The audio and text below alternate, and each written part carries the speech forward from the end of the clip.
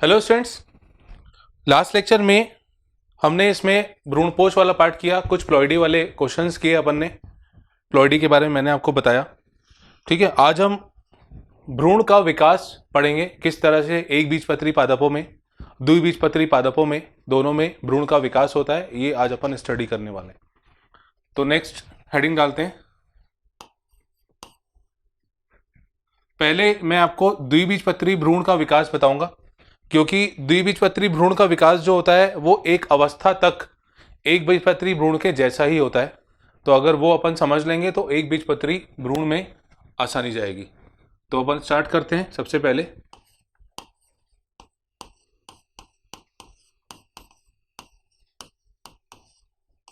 द्विबीजपत्री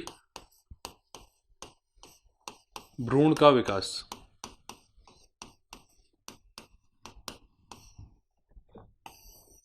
देखिए, मैं इसमें थोड़ा सा आपको एक बार रिवाइज कराता हूं कि दोहरा निषेचन के समय जैसे ये भ्रूणकोश है। अब इस भ्रूणकोश पे यहां पे ऊपर सहायक कोशिका होती है, फिर अंड कोशिका होती है और फिर सहायक कोशिका होती है, और नीचे की तरफ जो होती है ये प्रतिव्यसांत कोशिकाएं होती हैं, और बीच में होता है ध्रुवीय केंद्रक, है ना। और जब नर युग्मक यहाँ पे अंदर आता है तो ये संलयित होता है अंड कोशिका से। अंड कोशिका से संलयन होने के बाद यहाँ पे भ्रूण का युग्मनज का निर्माण होता है, और फिर युग्मनज से भ्रूण विकसित होता है। तो मैं यहाँ पे स्टार्टिंग में लेके चल रहा हूँ। सबसे पहले यहाँ पे ये मैंने ये वाला हिस्सा, ये जो युग्मनज बना है, यहाँ से अपन स्टार्ट कर रहे हैं। जैसे ये वाला पार्ट हो गया, ये युग्मनज है। ठीक है, युग्मनज, युग्मनज मतलब ये जाइगोट है। अब देखिए, सबसे पहले युग्मनज में विभाजन होता है। युग्मनज जब विभाजित होगा तो विभाजन होने के बाद यहां पे दो कोशिकाएं बनेंगी। ये दो कोशिकाएं अपन ने यहां पे बनाई। ये जो नीचे वाली कोशिका है ये अभी भी युग्मनज ही है, और इसमें धीरे धीरे विकास हो रहा है, और इसे अपन प्राग भ्रूण भी कह सकते हैं।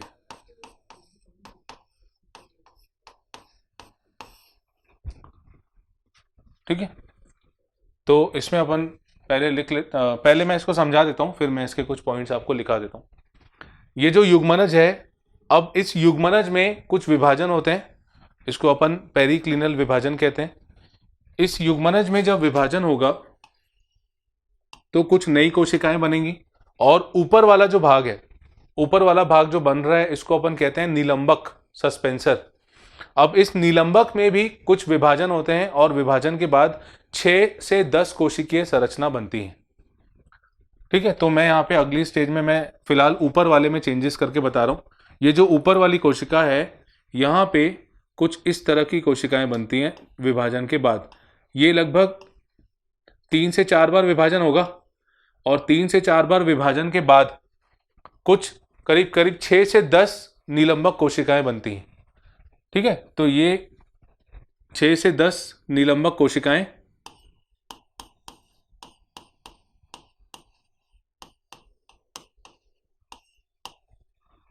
और इसके नीचे ये युग्मनज वाला भाग हो गया। इसको मैं यहाँ पे कलर चेंज करके बना दे रहा हूँ ताकि अपन यहाँ पे आसानी से इसको पहचान सकें। तो ये नीचे वाला पार्ट हो गया युग्मनज का। ये अब हो गया प्राग भ्रूण।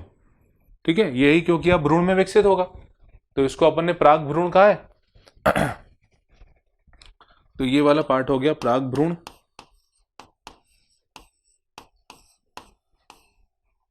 और ये ऊपर वाला हो गया निलंबक।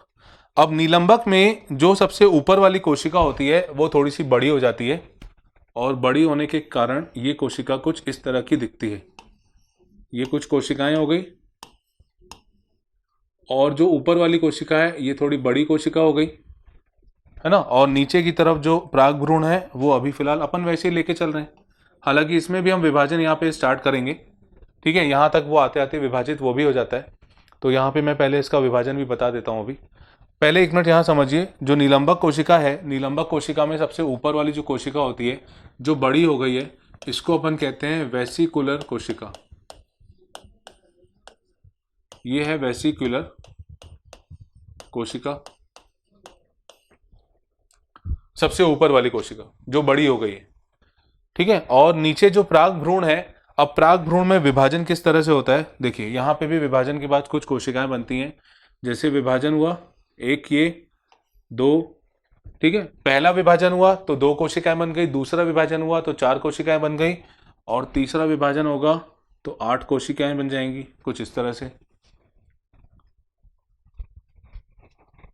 अब जैसे जैसे आगे संरचना बनेगी, अब यहां पे और भी कई सारी कोशिकाओं का निर्माण होता जाएगा।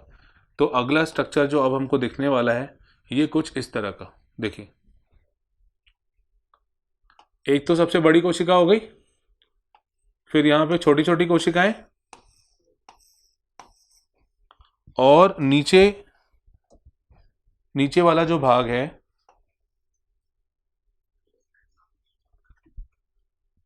कुछ इस तरह से कोशिकाएं बन रही थी। अब और भी कोशिकाएं बनती हैं, और भी कोशिकाएं बनती हैं, और ये कई सारी कोशिकाएं यहां पे हमको दिखने लगती हैं। तो ये जो अवस्था है जिसमें हमें इस तरह की संरचना दिख रही है, जिसमें कई सारी कोशिकाएं हैं, ये पूरा निलंबक कोशिका वाला भाग हो गया। ये जो पूरा कोशिका वाला भाग है, इसको अपन कहेंगे निलंबक।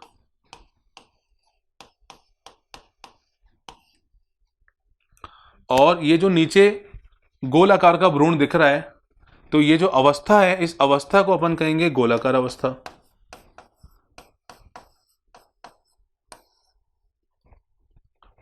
ठीक है, ये गोलाकार अवस्था कहलाएगी। और यहां पे जो रीजन होता है, मतलब इतने हिस्से में जो रीजन होता है, उसको अपन कहते हैं हाइपोफाइसिस। यहां से रेडिकल वगैरह, रेडिकल मतलब मूलांकुर वाला भाग यहां पे निकलना स्टार्ट होता है। ठीक है, तो इतने हिस्से में अपन देखते हैं कि ये मूलांकुर वाला भाग यहां से हमें निकलता हुआ दिखाई देता है, मूलांकुर वाला भाग।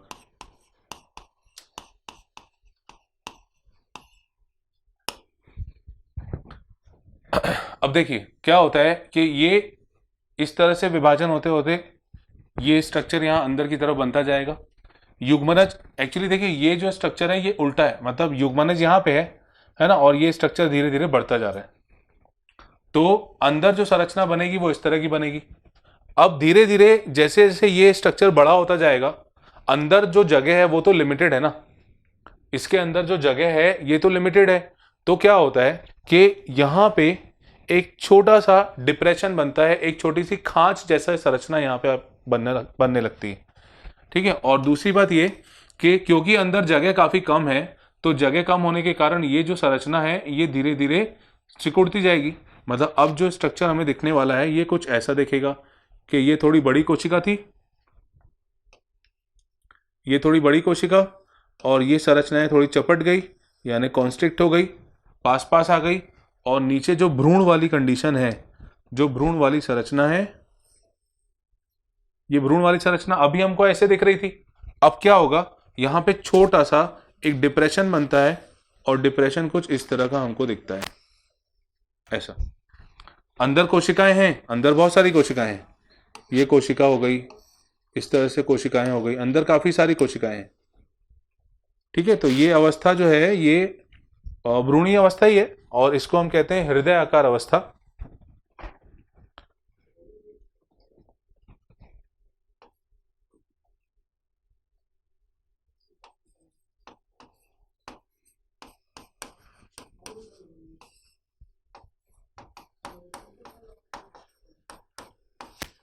तो पहले अपन ने देखा कि गोलाकार अवस्था बनी, और गोलाकार अवस्था के बाद बनी हृदयाकार अवस्था, मतलब अंदर यहाँ पे काफी सारी कोशिकाएं हैं।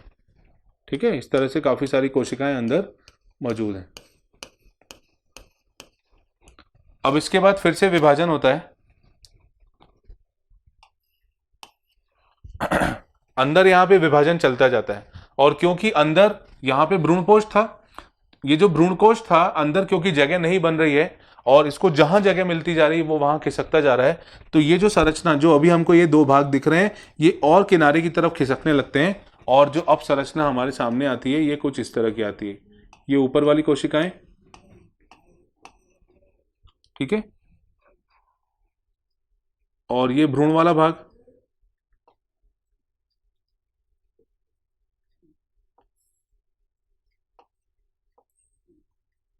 ये भ्रूण वाला भाग हमको कुछ इस तरह का दिखाई देता है।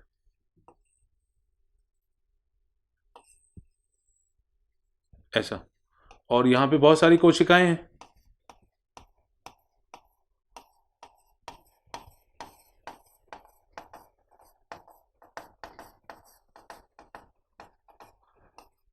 ये जो यहाँ पे कोशिकाएं दिख रही हैं, ये जो अलग सा जाता हुआ भाग दिख रहा है, ये मेन बीजपत्र कहलाता है। ये बीजपत्र कहलाता है। हमें ये पता है कि एक द्विबीजपत्री पादपों में बीजपत्र दो होते हैं, एक बीजपत्री पादपों में एक होता है, नाम से अपन वहां पे समझते हैं। ठीक है, तो ये द्विबीजपत्री यहाँ पे पादप में ये दो बीजपत्र बनते हैं, और ये जो अवस्था कहलाती है ये घोड़े की नाल आकार अवस्था कहलाती है।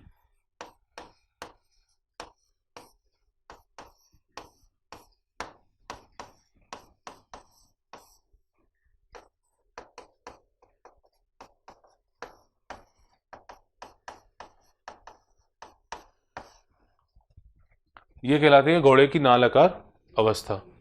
चलिए मैं इसको एक बार रिवाइज कराता हूं। तो इस तरह से यहाँ पे द्विबीजपत्री भ्रूण का निर्माण होता है।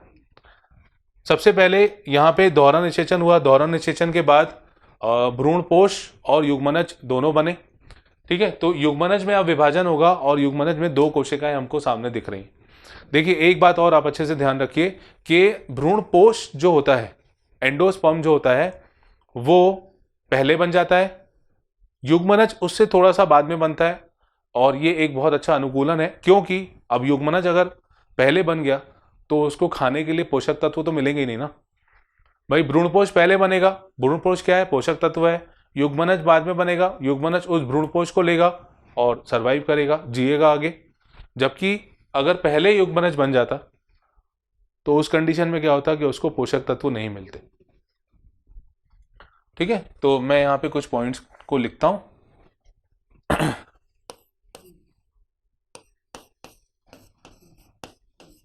निषेचन के पश्चात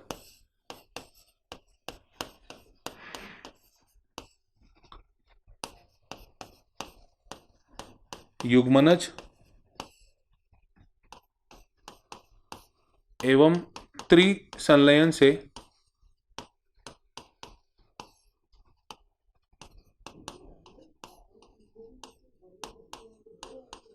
भ्रूणपोष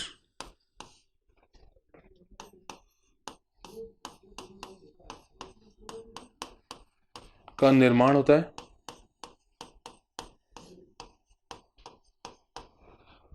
निषेचन के बाद युग्मनज बना और त्रिसंलयन से भ्रूणपोष का निर्माण हुआ। ये द्विगुणित हो गया, ये त्रिगुणित हो गया। ठीक है, तो भ्रूणपोष पहले बनता है,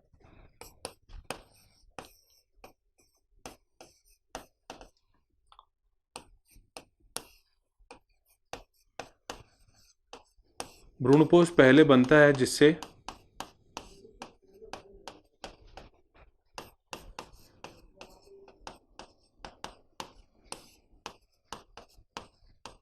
युग्मनज को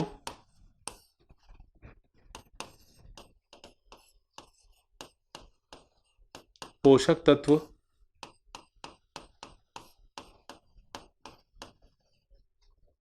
मिलते हैं।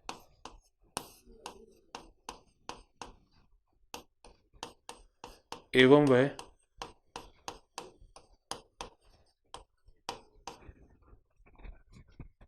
वृद्धि करता है।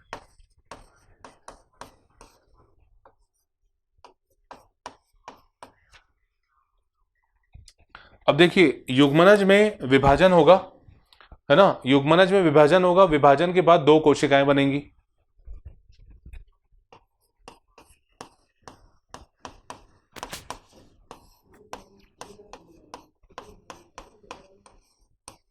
युग्मनज में विभाजन के पश्चात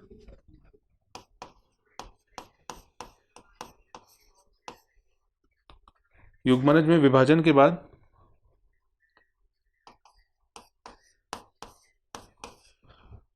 प्राग भ्रूण एवं निलंबक कोशिका बनती है।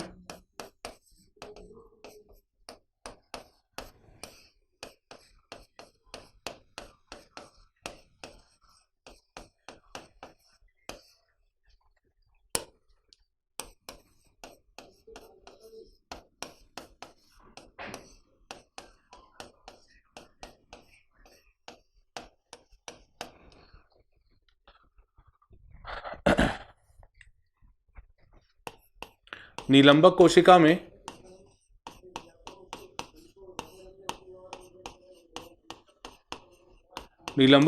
में दो तीन विभाजन के पश्चात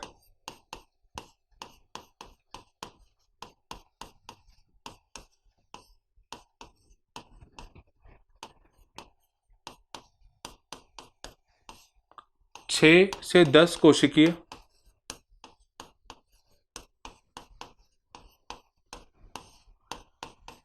निलंबक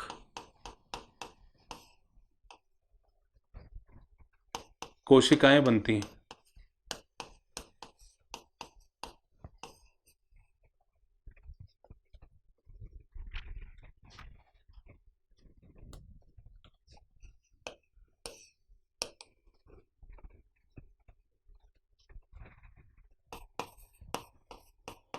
निलंबक कोशिकाएं बनती हैं और इसमें सबसे ऊपर वाली जो होती है वो बड़ी होती है और उसे अपन वेसिकुलर या हॉस्टोरियल कोशिका कहते हैं।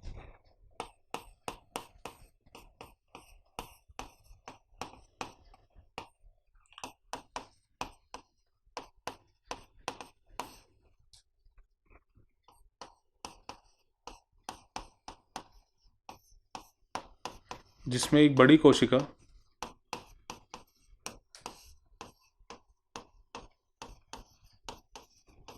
वेसिकुलर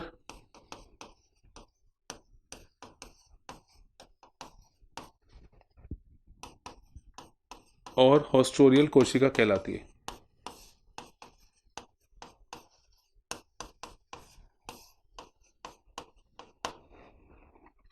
ठीक है, निलंबक कोशिका में 2-3 बार विभाजन हुआ, 2 से 3, ये तो 2-3 अपन ने नंबर में लिख दिया ना। निलंबक कोशिका 2 से 3 विभाजन के पश्चात 6 से 10 कोशिकीय निलंबक कोशिकाएं बनाती है, जिसमें एक बड़ी कोशिका वेसिकुलर और हॉस्टोरियल कोशिका कहलाती है। जबकि नीचे वाली जो कोशिकाएं होती हैं उनमें लगातार विभाजन चलता रहता है। मतलब कौन सी? जो युग्मनज वाली कोशिकाएं, जो अब प्राग भ्रूण बन चुका है।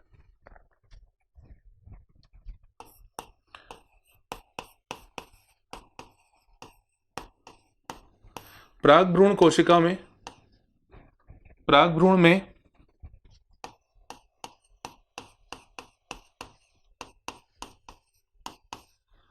विभाजन से कई कोशिकाएं बनती हैं,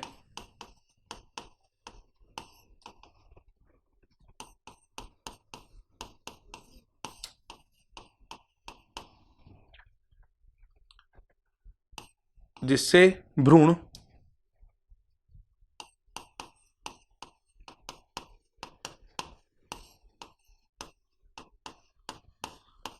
वृद्धि करता जाता है।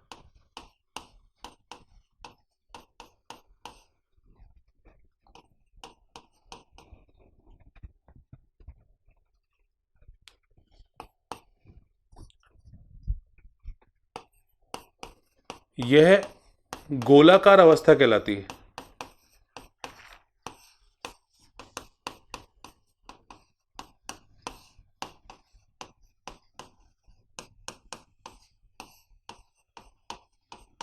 अब देखिए, एक बहुत इंपॉर्टेंट पॉइंट है, बहुत ज्यादा इंपॉर्टेंट पॉइंट है। ये जो गोलाकार अवस्था है, ये तो हमने देखा कि द्विबीजपत्री में अपन यहां पे देख रहे हैं, ठीक है। और इसी के साथ साथ ये एक बीजपत्री पादपों में भी होती है। मतलब गोलाकार अवस्था जो है वो एक बीजपत्री पादप और द्विबीजपत्री पादपों में एक समान होने वाली अवस्था है। मतलब यहां तक की अवस्था जो है वो दोनों में एक जैसी है।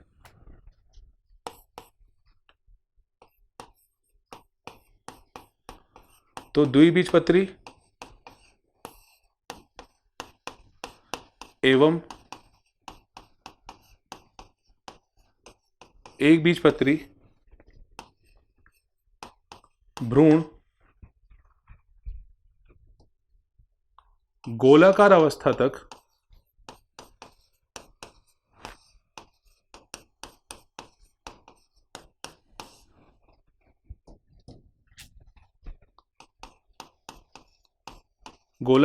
तक समान तरीके से वृद्धि करते हैं।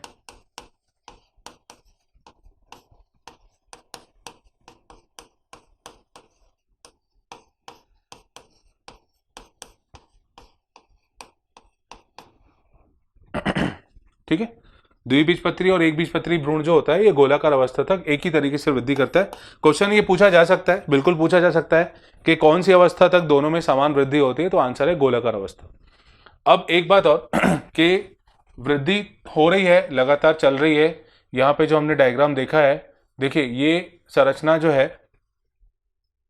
अब यहाँ पे जो ये वाला भाग है, ये जो आधारी भाग जहाँ से ये चालू हो रहा है, यहाँ मूलांकुर वगैरह प्रेजेंट रहता है, ठीक है। और इसके बाद यहाँ पे जैसे थोड़ा सा नीचे आते हैं तो यहाँ से प्रांकुर वाला भाग भी यहाँ से उत्पन्न होता हुआ दिखता है। मतलब यहाँ से प्रांकुर वाला भाग निकलेगा और उसके ऊपर से मूलांकुर वाला भाग निकलेगा। तो इस तरह से स्ट्रक्चर अपन को दिखाई देता है। और ये जो है, ये सामने जो दिख रहे हैं, ये दो बीजपत्र अपन को दिखते हैं। तो मैं इसके आगे लिखता हूं नेक्स्ट पॉइंट।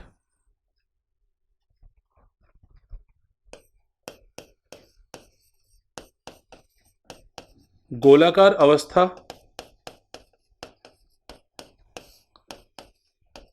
के पश्चात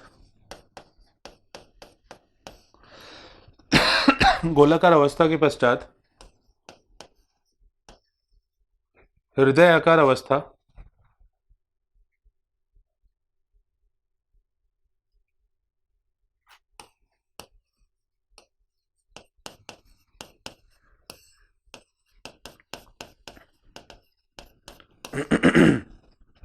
हृदयाकार अवस्था बनती है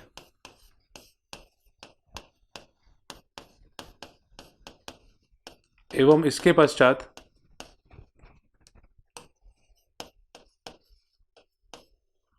घोड़े की नाल आकार अवस्था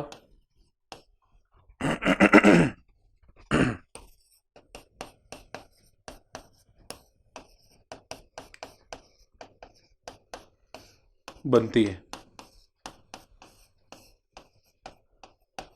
मतलब आपको क्रम ध्यान रखना है। सबसे पहले क्या हुआ, गोलाकार, उसके बाद फिर हृदयाकार, और उसके बाद फिर घोड़े की नाल आकार अवस्था, और उसके बाद फिर आता है परिपक्व भ्रूण।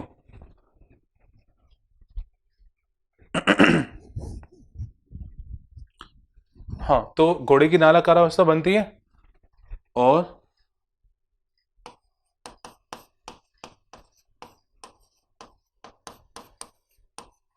इसके अंत तक भ्रूण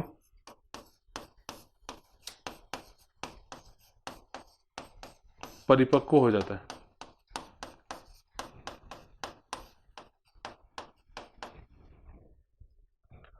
ठीक है, तो ये इंपॉर्टेंट है इसमें। और दूसरी बात ये कि अब देखिए, अवस्थाएं तो अपन ने बात कर ली और द्विबीजपत्री में अपन ने देख भी लिया। अच्छा, इसमें भ्रूण में मूलांकुर,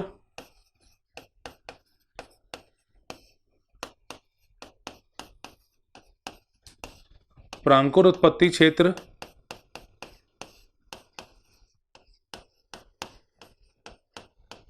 होते हैं।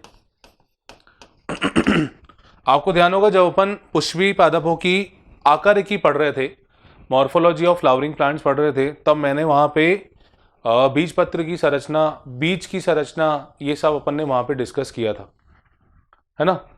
तो इसमें हमको ये ध्यान रखना है, ये तो द्विबीजपत्री भ्रूण का विकास हो गया। अगर मैं एक बीजपत्री की बात करूं तो एक बीजपत्री में हमें बहुत सारे एग्जाम्पल हैं। जैसे घास के केस में अपन देखेंगे, या आप समझिए कि मक्का जो अपन ने बीज की संरचना देखी थी, उसमें भी अंदर जो संरचना थी उसमें मैंने बताया था कि एक बीजपत्री पादपों का जो बीजपत्र होता है उसे हम कहते हैं स्कूटेलम। और ये स्कूटेलम जो होता है वो काफी ज्यादा हार्ड होता है, मजबूत होता है, और वो एक किनारे पे होता है, एक किनारे की तरफ होता है, मतलब पार्श्व स्थिति में होता है। ठीक है, तो वहां पे अगर आपको पूछा जाता है कि वैसे तो जनरली क्वेश्चन 2 ही 3 बनते हैं, इससे घुमा फिरा के 2-3 तरह के क्वेश्चन ही बनते हैं कि एक बीजपत्री पादपों में जो एक बीजपत्र होता है उसको अपन क्या कहते हैं। तो इसके बारे में अपन पहले ही पढ़ चुके हैं। जो एक बीजपत्री पादप होते हैं, देखिए ये इसका जो निर्माण हो रहा है भ्रूण का, ये गोलाकार अवस्था तक तो एक जैसा है, उसके बाद थोड़ा सा बदलाव आता है और वहां पे सिर्फ एक बीजपत्र रह जाता है। यहाँ तो 2 अलग अलग विकसित हो गए भाई, अंदर जगह नहीं थी और उसके कारण फिर बदलाव आया और दो अलग अलग संरचनाएं हमको जाती हुई दिखी। पर एक बीजपत्री पादपों में तो ऐसा कुछ होता नहीं है, दो अलग अलग संरचनाएं तो हमको दिखती ही नहीं है ना। और आपको ध्यान होगा जब अपन मक्का पादप पढ़ रहे थे और उसमें मैंने बीज की संरचना बताई थी, तो सिर्फ उसको ही आप ध्यान रखेंगे तो भी आपको सारे आंसर मिल जाएंगे। कि अपन ने यहाँ पे एक एल्यूरॉन परत देखी थी कुछ इस तरह की, और फिर मैंने बताया था कि कुछ इस तरह की संरचनाएं होती हैं, इस तरह की, है ना। और यहाँ पे स्कूटेलम होता है, यहाँ पे स्कूटेलम पाया जाता है। एक बीजपत्री पादपों में जो बीज पत्र होता है उसको अपन स्कूटेलम कहते हैं, क्योंकि जनरली क्वेश्चन यही बस पूछा जाता है कि एक बीजपत्री पादपों में जो बीज पत्र है उसके मतलब बीज पत्र को क्या कहते हैं, तो आंसर है स्कूटेलम। दूसरी बात ये कि यहाँ पे होता है प्रांकुर क्षेत्र। प्रांकुर क्षेत्र मतलब जिससे प्ररोह तंत्र विकसित होता है ना। यहाँ पे होता है प्रांकुर क्षेत्र, और प्रांकुर क्षेत्र के ऊपर जो उसको एक सुरक्षात्मक आवरण देता है इसको अपन कहते हैं प्रांकुर चोल। आप डायग्राम कोई भी बना सकते हैं, एक बीजपत्री के लिए कोई भी बना सकते हैं जो एक बीजपत्री पादप का जिस तरह की आंतरिक संरचना होती है, क्योंकि गोलाकार अवस्था तक तो एक जैसा ही है और वहीं तक मेन है, ठीक है। प्रांकुर चोल जो होता है ये उसके ऊपर का आवरण होता है। ऐसे मूलांकुर के लिए भी होता है, जैसे ये मूलांकुर वाला भाग हो गया और इसके ऊपर का आवरण जो होता है उसे अपन कहते हैं मूलांकुर चोल।